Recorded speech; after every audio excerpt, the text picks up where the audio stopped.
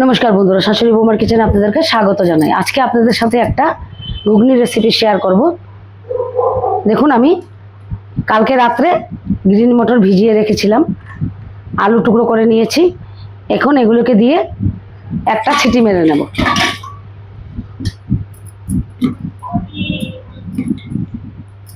এটা আপনারা ভাতের সাথেও খেতে পারবেন, রুটি পরোটা, যার যেরকম পছন্দ আপনারা খেতে পারবেন। এখন আমি পরিমাণ মতো জলটা দিয়ে দেব। জলটা বেশি দেব না, পরে লাগলে আমি আবার দেব। এখন নুন দিয়ে একটা সিটি মেরে নেব।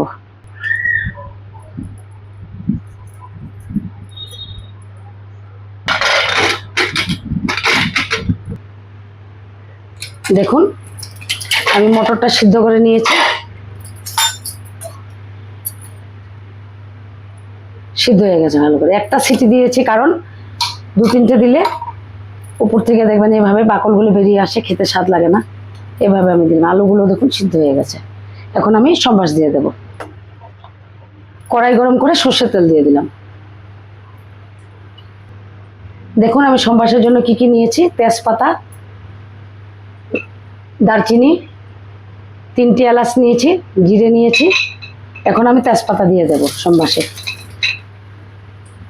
গরম মশলাগুলো দিয়ে দেব। এখন জিরে সম্বাসটা দিয়ে দেব। এখন আমি একটা পেঁয়াজ কুচি দিয়ে দিলাম। একটা পরিমাণে পেঁয়াজ নিয়েছি, বেশি দিলাম না।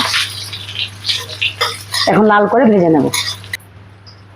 এখন টমেটো কুচিটা দিয়ে দেব।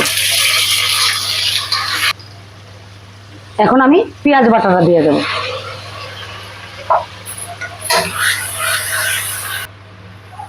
এক চামচ হলুদ গুঁড়ো দিলাম। 1 চামচ লাল লঙ্কা গুঁড়োটা দিয়ে দিলাম। জিরে ধনে বাটাটা দিয়ে দিলাম।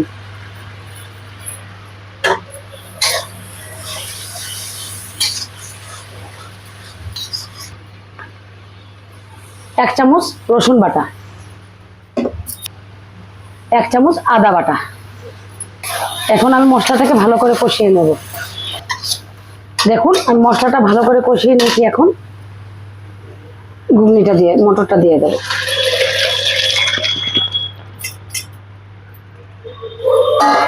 আমি আগে মটর সিদ্ধতে নুন দিয়েছিলাম, এখন অল্প দিয়ে দিই। অল্প দিলাম, হাতে মাপ দিয়ে পরিমাণ মতো দিয়ে দিলাম।